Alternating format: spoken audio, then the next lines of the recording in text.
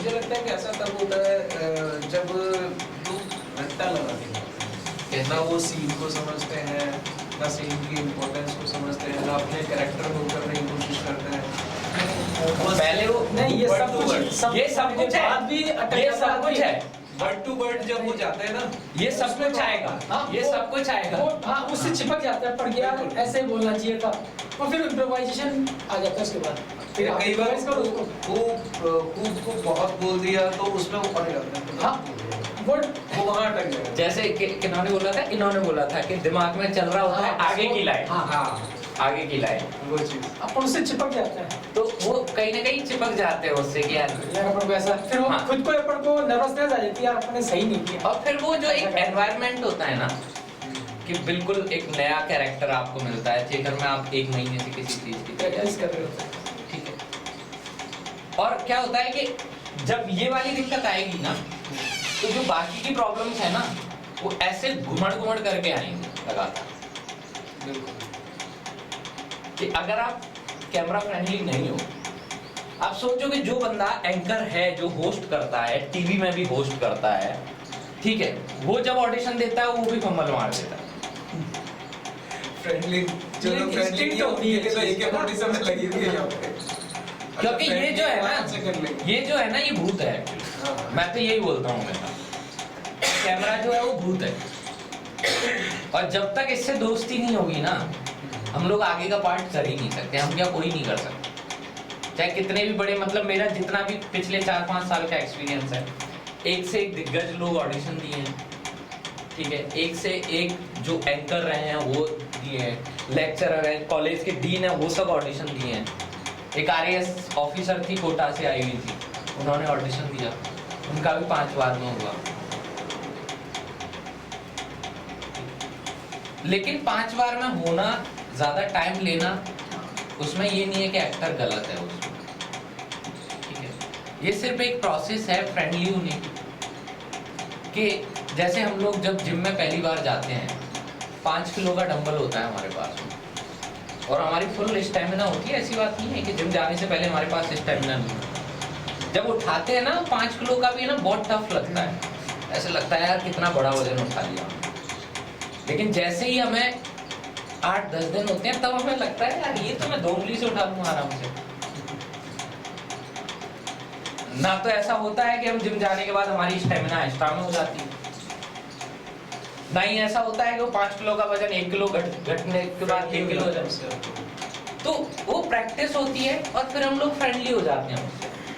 तो सबसे पहले जो बेसिक जो है कैमरे के लिए, आपको सबसे पहले कैमरा फ्रेंडली होना पड़ेगा। उसके बाद जो भी ज्ञान है दुनिया के, जो इधर उधर से मिलते हैं, आपका खुद का ज्ञान, उसके बाद एक्टिंग उसके बाद ही स्टार्ट होगी। आपको ये हमेशा ख्याल रखना पड़ेगा कि अगर मुझे कैमरे पे काम करना है तो मुझे कैमरे पे भी प्रैक्टिस करनी पड़ेगी। चाहे 5 साल थिएटर कर रहे हो, 10 साल कर रहे हो, आपकी लाइफ का कुछ भी एक्सपीरियंस हो, जब तक आपने ये प्रैक्टिस नहीं करोगे, तब तक कितना भी कॉन्फिडेंस हो, जैसे ही इस भूत के सामने जाओगे ये जकड़ लेगा आपके दिमाग को, है ना, यूं घुमाता रहेगा बार बार।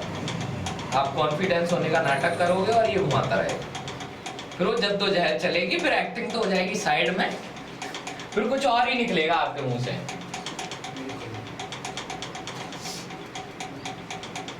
यही होता है ना अक्सर। तो सबसे पहले हमें कैमरा फ्रेंडली होना, पहला पॉइंट, ठीक है। उसके बाद हमें सारी चीजें करनी, ठीक है।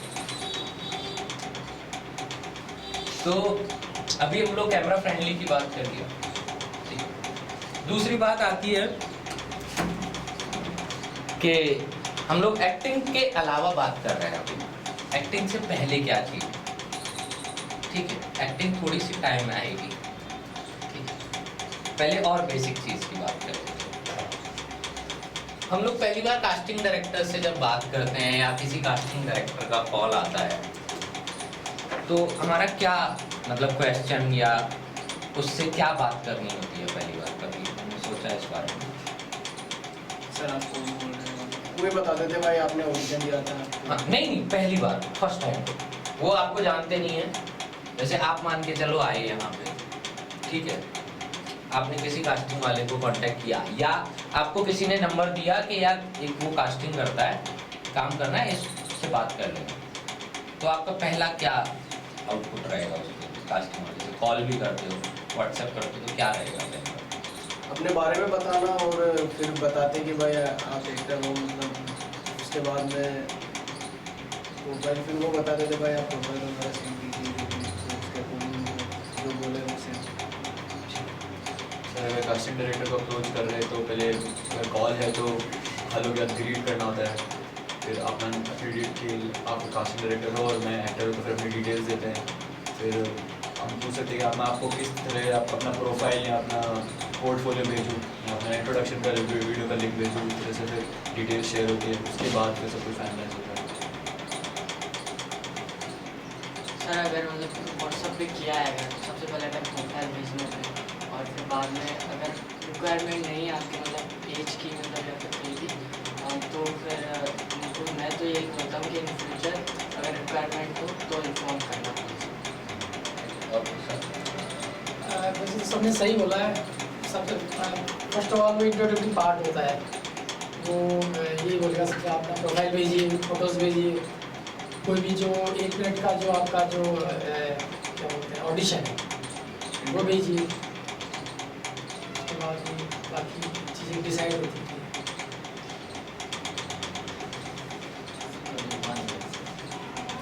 अच्छा, कभी ऑडिशन आगे से कांटेक्ट नहीं किया?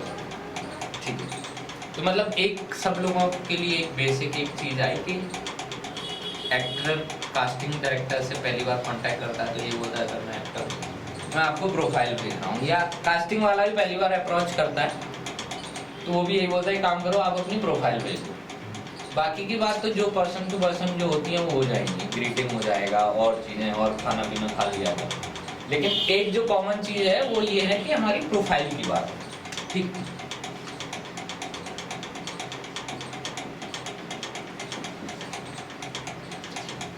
प्रोफाइल में क्या क्या भेजना होता है? इंट्रोडक्शन, ऑडिशन वीडियो का लिंक अगर आपने जैसे यूट्यूब डाल रखी है, अपनी फ़ोटोज़ फुल, बाकी सारे फ़ोटोज़ फुल, अगर आप जैसे अगर मॉडलिंग एजेंसी में अप्लाई कर रहे हो तो फिर अपना पोलराइड्स भेज सकते हैं, पूरा पोर्टफोलियो भेज सकते हैं, रेज्यूमे,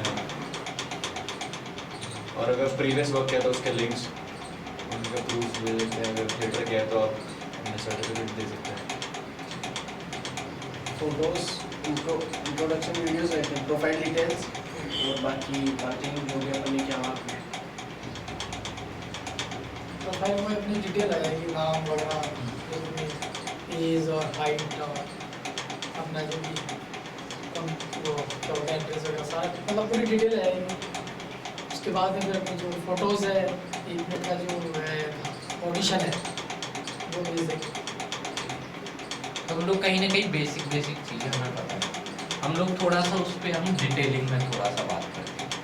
सबसे पहला आता है इंट्रोडक्शन डिटेल्स की बात करते हैं हम लोग।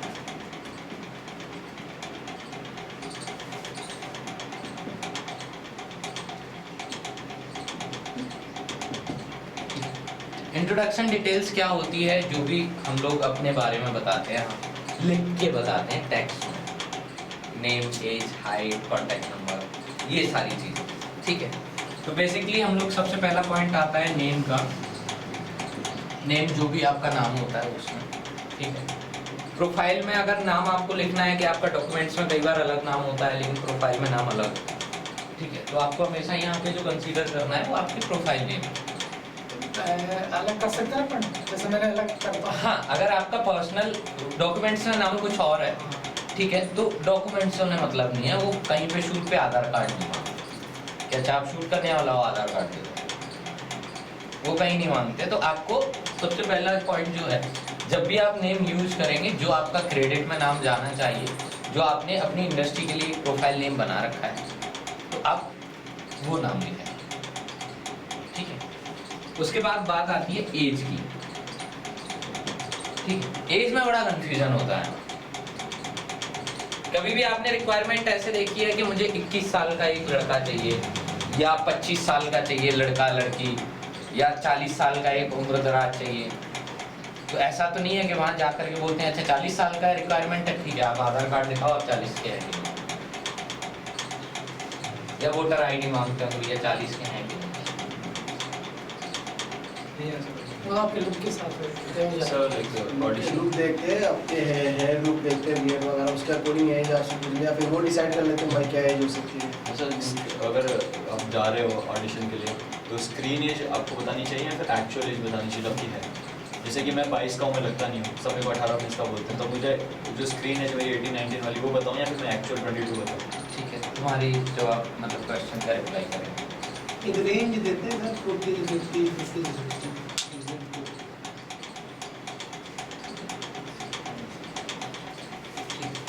तो जब भी हम लोग बात करेंगे वो स्क्रीन एज की बात करेंगे, ठीक है, कि हमारी स्क्रीन एज क्या है। किसी को आपके आधार कार्ड से मतलब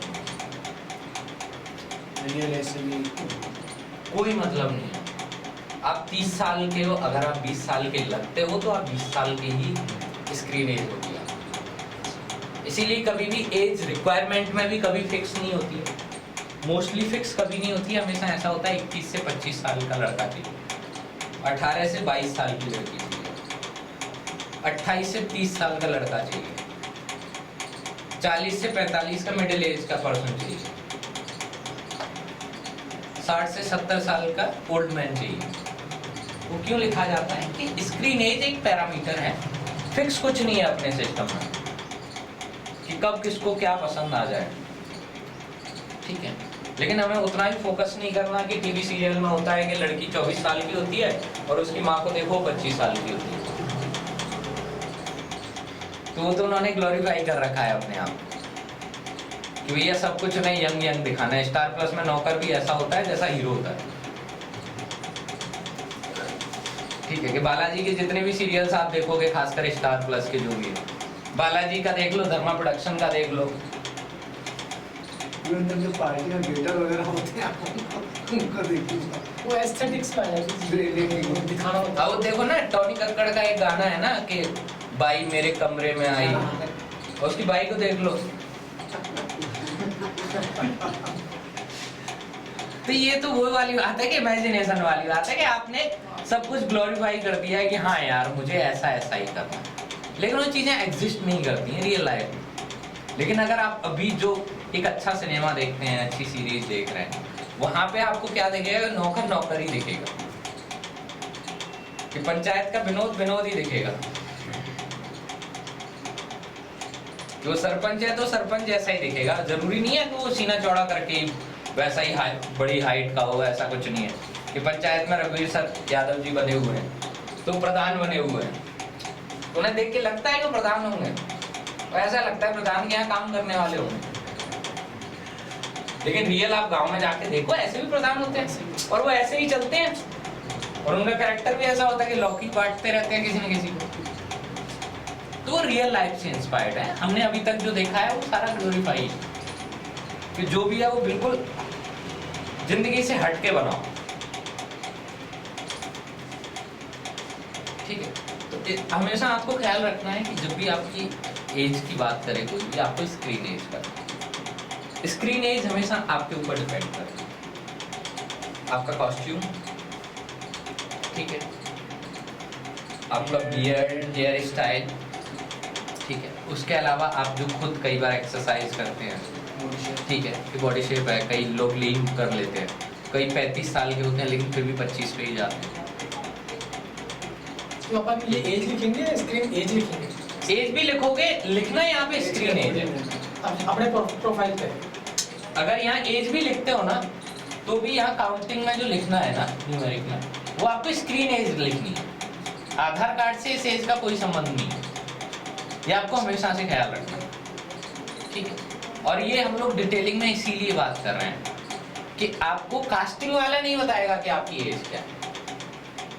कि आज मैं हूँ, मेरा अभी थोड़े से मैं रेस्ट किया है 2 महीने, तो मेरे थोड़े गाल फूल गए, पेट आगे आ गया है, थोड़ा सा चबी हो गया हूँ, और मैं अगर आज मेरी एज 30 साल लग रही है स्क्रीन एज, मैं थोड़ा सा 3-4 महीने जब मेहनत करूँगा, मैं अपनी एज को 26 साल कर लूँगा। अब कास्टिंग वाला रोजाना तो आपसे शायद मिलने नहीं आता, या हो सकता है उसके पास पहले मेरी फिटिंग वाली फोटोज हो जिसमें 25 का लग रहा हूँ, और उसने बोल दिया अच्छा वो लॉक कर देता हूँ मैं, और आप जैसे ही गए और वहां दिखा के यार ये तो गोलू मोलू हो गया। ठीक है, तो आपको खुद को ये ख्याल रखना है कि मेरी स्क्रीन एज क्या है, क्योंकि मैं चेंज कर रहा हूँ ना खुद ही लुक से, कॉस्ट्यूम से। जब मेरी बियर्ड होती है तो मैं 32 साल का देखूंगा, मैं बियर्ड को थोड़ा सेट कराता हूँ तो 30 का देखूंगा, जब मैं क्लीन कराता हूँ तो मैं 27 का देखूंगा। तो ये आपको डिसाइड करना है, ठीक है। आप अपनी स्क्रीन एज भी अप्रोक्सीमेट लिख सकते हो कि मैं 20 से 22 साल के एज ग्रुप में जाता हूँ, मैं 30 से 35 साल के एज ग्रुप में जाता हूँ। ये आपको हमेशा डिसाइड करना, और जब भी रिक्वायरमेंट भी आती है उसमें भी आपको ये क्लियर रखना है कि उसमें एक ऑप्शन आता है जो प्रोफेशनली जो मैसेज आता है कि if you fit in the bill please send your profile. और कई बार ऐसा होता है कि 20 साल का मैंने एज लिखता हूँ और 60 साल के लोगों के आते हैं। कॉन्फिडेंस देखो आप। नहीं वो ऐसे सोच लेते शायद वो बैकअप के लिए रख ले या फिर बाद में नहीं, कई बार आपके पास आपका प्रोफाइल होता है, फिर मेरा ये रोजाना का एक्सपीरियंस है यहाँ का, ठीक है, कि वो आता है या तो मैसेज पढ़ते नहीं होना, जैसे ही रिक्वायरमेंट है भेज दो। कई बार तो ये हो गया है कि लड़की की रिक्वायरमेंट मांगी जाती है, लड़के भेज देते हैं फोटो। और यही सोच के कि आप फ्यूचर में कुछ मेल पर्सन से रिलेटेड, क्योंकि 90% तो चेक ही नहीं करते कि क्या लिखा है एक्चुअली, इवन उसमें लुक भी लिखा होता है, और ऐसा नहीं होता कि हर बार। और उसमें भी क्या है कि चलो मैंने सेम एज ग्रुप का भेजा, मैंने लिखा कि 20 साल का मुझे लड़का चाहिए, ठीक है। अब मैं तुमको जानता नहीं हूँ, मैं तो इसी बिहाफ पे बात करता हूँ, मान के चलो मैं नहीं जानता। अब तुम मुझे फोटोज भेज रहे हो जब तुम गांव में एक खेत पे बैठे हुए थे और मूड किया कि फोटो खींच लिया जाए, और मुझे वो कैरेक्टर चाहिए कॉलेज का जो बहुत ऐसा है कि रिच क्लास पर्सन है, और तुमने फोटो भेज दिया अपने खेत का, फिर तुम बोलोगे यार कास्टिंग वालों में कांटेक्ट बहुत चलता है।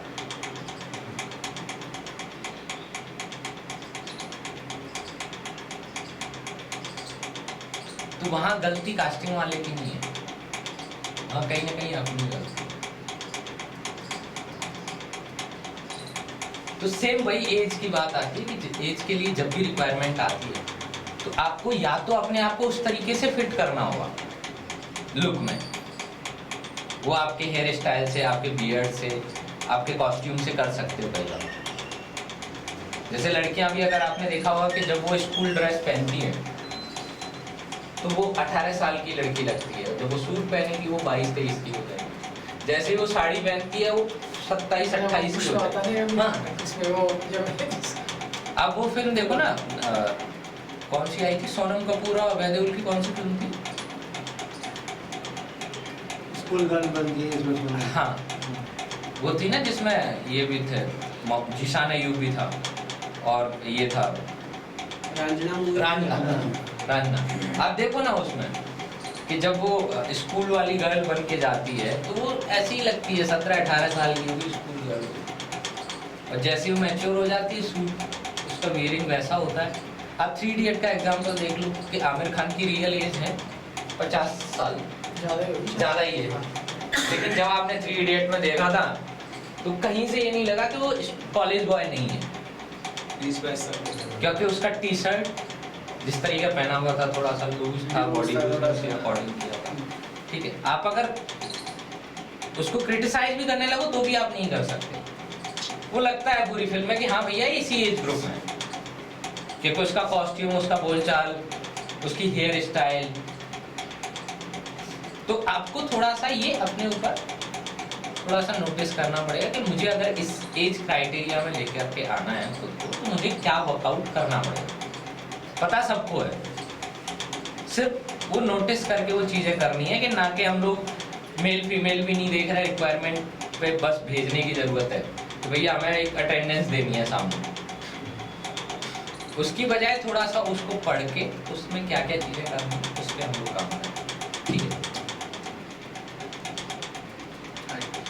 हाइट की बात आती है, हाइट जनरली हम लोग क्या करते हैं कई बार कि हाइट हम लोग अप्रोक्सीमेट बातचीत कर लेते हैं कि किसने बोला अरे यार तेरी तो 5 फुट 10 इंच है, किसने बोल दिया कभी गलती से, तो उस दिन से वो प्रोफाइल में लिखने लग जाएगा 5-10। ठीक है, कई बार वो बोलता है यार कौन चेक कर रहा है कौन सा सेंटीमीटर में 5 शूट पे गया, मेरा कभी चेक ही नहीं किया, उसने बोला है 5-10 की रिक्वायरमेंट है, भेज देता हूँ, और लॉक हो गया गलती से, और वहां पता चला कि आदमी का कैरेक्टर है और आपकी हाइट है 5 फुट 6 इंच। तो क्या होगा? नहीं, 1-8 इंच का तो चल जाता है, बहुत ज़्यादा डिफरेंस नहीं। 7 इंच तो चल जाएगा, और कई बार तो ये होता है कि जब बड़ा कैरेक्टर होता है कुछ अच्छा होता है तो आपका को आर्टिस्ट से मैचिंग कराई जाती है, क्योंकि सर ये आपको हमेशा ख्याल रखना पड़ेगा, जब तक आप पॉपुलर नहीं होते हो तब तक आपका हर एक नेगेटिव पॉइंट काउंट किया जाएगा, हर एक नेगेटिव पॉइंट। कि अगर गलती से एक नेगेटिव पॉइंट मिल गया तो उन्हें तो ऑप्शन चाहिए कट करने का, ठीक है, और जिस दिन आप पॉपुलर होते हो आपकी हर नेगेटिविटी को पॉजिटिविटी की तरफ